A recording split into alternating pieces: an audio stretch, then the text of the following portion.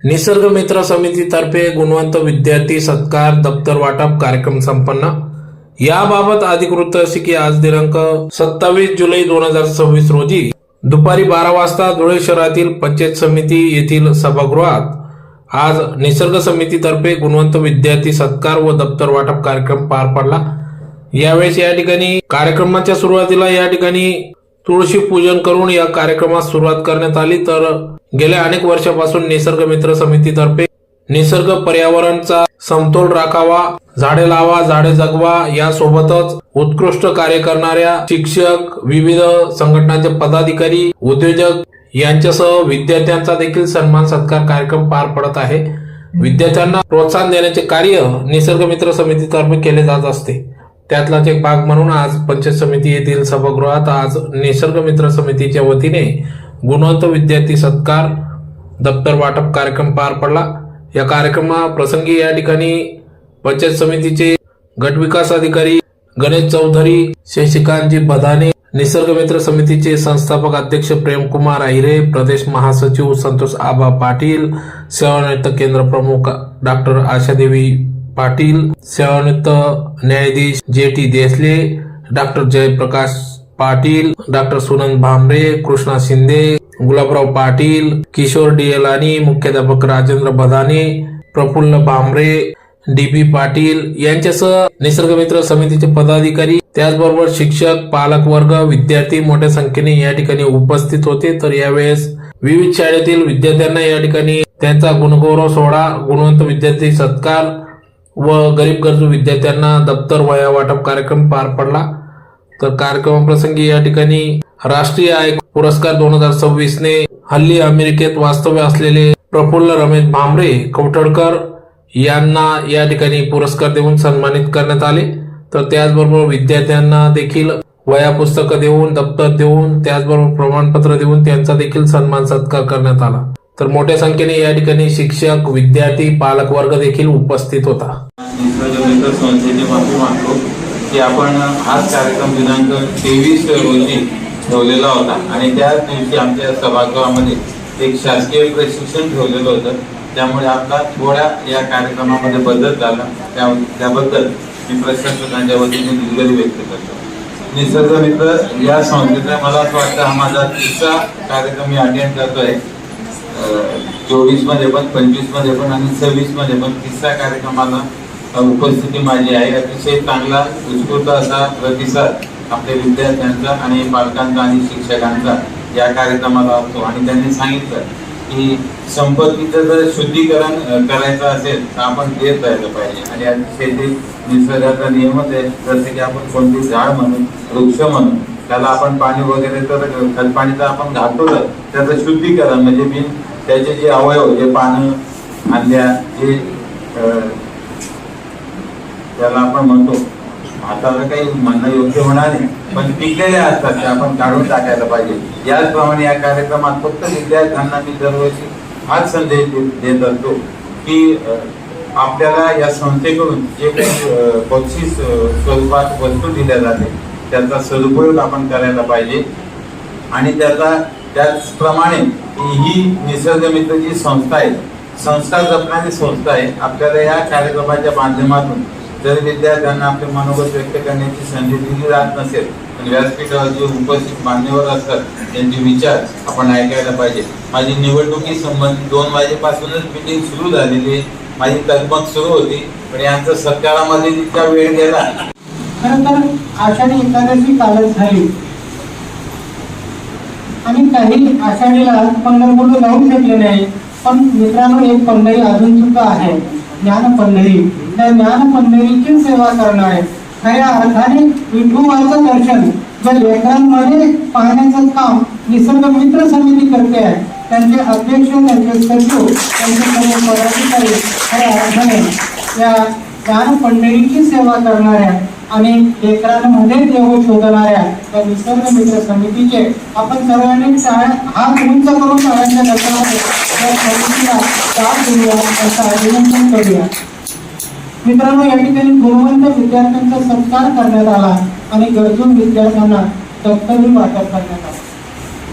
मित्रांनो, निसर्गाची जशी ती पूजा करतात तसं खऱ्या अर्थाने हा निसर्ग सर्वांना सुंदर करण्यासाठी भविष्यातले जे हात आहेत ते म्हणजे आजचे विद्यार्थी, आणि या विद्यार्थ्यांच्या हातालाही ज्ञानदानाचं पवित्र काम त्यांच्या हातामध्ये देण्याचं काम त्या ठिकाणी निसर्ग मित्र समिती करते आहे. मित्रांनो,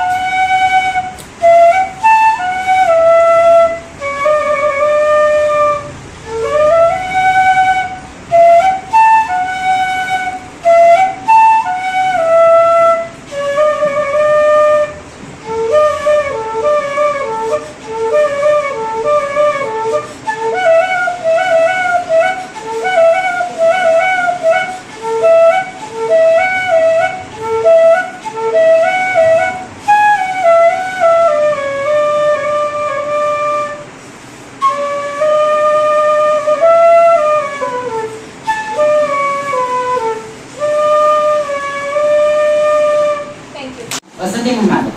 त्याच्यातून वाचवा वाचवा असं ते म्हणाले. निसर्गाचं होतं म्हणून मी उत्सुकतेने लगेच वाचलं. निसर्गाचं होतं म्हणून उत्सुकतेने मी लगेच वाचलं. त्या पत्रातल्या गोष्टीचं दृश्य माझ्या डोळ्यासमोर वाचलं. निसर्ग म्हणाला, झाडाचे मित्र आम्ही असे म्हणून रील्स तुम्ही काढले. झाडाचे मित्र आम्ही असे म्हणून रील्स तुम्ही काढले. कुंभमेळ्याच्या नावाखाली लाखो झाडं तुम्ही पाळले. कुंभमेळ्याच्या नावाखाली लाखो झाडं तुम्ही पाळले. क्षुल्लक कारणासाठी आंदोलन करतात तेव्हा का केले नाही? क्षुल्लक कारणासाठी आंदोलन करतात तेव्हा का केले नाही? तेव्हा तुमच्या वृक्षमित्राचे महत्व नव्हते का माहीत? तेव्हा तुमच्या वृक्षमित्राचे महत्व नव्हते का माहीत? आई वडिलांपेक्षा जास्त काळजीने तुमचे एवढे वर्ष केले मी पालन पोषण. आई वडिलांपेक्षा जास्त काळजीने तुमचे एवढे वर्ष केले मी पालन पोषण. उपकार फेडण्याऐवजी स्वतःच्या लोभाबाई करताय माझे शोषण. उपकार फेडण्याऐवजी स्वतःच्या लोभाबाई करताय माझे शोषण. तुमच्या कारखान्याच्या धुरामुळे जीव माझा घुटमळतोय. तुमच्या कारखान्याच्या धुरामुळे माझा जीव घुटमळतोय. एकदा तरी पहा तुमच्या कार्यामुळे माझ्यावर परिणाम किती पडतोय. एकदा तरी पहा तुमच्या कामांमुळे माझ्यावर किती परिणाम पडतोय. पूजेचे साहित्य असलेल्या कचऱ्याचा ढीगचा ढीग नदी तरी बरं पेलवेल का? पूजेचे साहित्य असलेल्या कचऱ्याचा ढीगचा ढीग नदी तरी बरी पेलवेल का? गंगा नदीसारख्या पवित्र नदीत कचरा टाकलेला देवाला तरी आवडेल का? गंगा नदीसारख्या पवित्र नदीत कचरा टाकलेला देवाला तरी आवडेल का? आतापर्यंत अशा गोष्टींसाठी लोकांचा वणवा कधी पेटलाय. आतापर्यंत अशा गोष्टींसाठी लोकांचा वणवा कधी पेटलाय. त्यामुळेच ग्लोबल वॉर्मिंगच्या दोऱ्याने जीव गळफास माझा घेतलाय. त्यामुळेच ग्लोबल वॉर्मिंगच्या दोऱ्याने गळफास माझा घेतलाय. मला सांगा, मी जर नसलो तर कधी तुमचं माझ्या विना भागेल? मला सांगा, मी जर नसलो तर कधी तुमचं माझ्या विना भागेल? अहो, मी एक सेकंद नसलो तरी तुम्हाला ऑक्सिजन सिलेंडर घेऊन फिरावं लागेल. अहो, मी एक सेकंद नसलो तरी तुम्हाला ऑक्सिजन सिलेंडर घेऊन फिरावं लागेल. आता तरी समजून घ्या माझं महत्व आणि लागा माझ्या संवर्धनासाठी. आता तरी समजून घ्या माझं महत्व आणि लागा माझ्या संवर्धनासाठी. आणि तुम्ही जर घेतली माझी काळजी तर आहेच मी तुमच्या सदैवसाठी. धन्यवाद. प्रकाश उदळूया रे. प्रकाश उदळूया रे. शाळेमधल्या विद्यार्थ्यांनो प्रकाश किरणे वारे.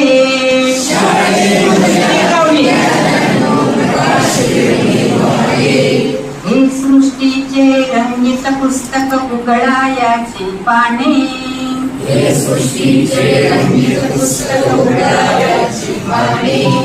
वाचा शोधा उत्तर सांगा अगणित यात उखाणे.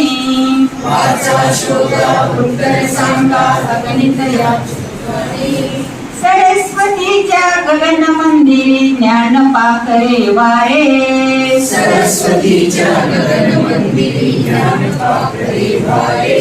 मस्त हसून मस्त बघा. शाळेमधल्या विद्यार्थ्यांनो प्रकाश किरणे वारे.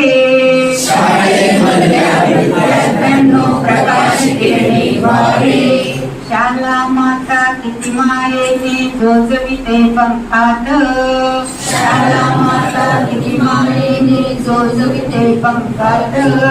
प्रेमळ भुंकर ज्ञानरसाची शिलगवते चैतन्यास प्रेमळ भुंकर ज्ञानरसाची होते चैतन्यास यज्ञ पेटवा यज्ञाचा अनतप्त निखारे वारे यज्ञ पेटवा यज्ञाचा अनतप्त निखारे वारे शाळेमधल्या विद्यार्थ्यांनो प्रकाश किरणे वारे शाळेमधल्या विद्यार्थ्यांनो प्रकाश किरणे वारे येतील संकटे समोर आणि डगमगतील हे पाय हे समोर आणि डगमगतील हे पाय चित्त चिकाटी परिश्रमाविन पुन्हा साधले काय चित्त चिकाटी परिश्रमाविन पुन्हा साधले काय सामर्थ्यावर प्रसन्न सिद्धी लोकमान्य तुम्ही वारे सामर्थ्यावर प्रसन्न सिद्धी लोकमान्य तुम्ही वारे शाळेमधल्या विद्यार्थ्यांनो प्रकाश किरणे वारे शाळेमधल्या विद्यार्थ्यांनो प्रकाश किरणे वारे प्रकाश किरणे वारे प्रकाश किरणे वारे प्रकाश किरण होणं म्हणजे काय तुला त्या गुणवंत विद्यार्थ्यांना एक माझा सल्ला राहील की शॉर्टकट कधी घेऊ नका. एखाद्याला कमी मार्क मिळाले तर चालतील, परंतु भविष्यामध्ये चांगले वाटचाल तुम्ही करू शकाल जर तुम्ही शॉर्टकट. समाजामध्ये आज असं झालं आहे की स्पर्धा इतकी झालेली आहे की जास्त मार्क मिळाले की तो हुरळून जातो, पण तो हुरळून गेला की पुढे तो अपयशी होतो. हुरळून जायचं नाही, आपल्या चांगल्या मार्गात जायचं, प्रामाणिकपणाने आपला अभ्यास केला तर आयुष्यामध्ये नक्कीच चांगली गोष्ट घडू शकते. या ठिकाणी मला खरं म्हणजे शिक्षकांचाच खास अभिनंदन केलं नाही.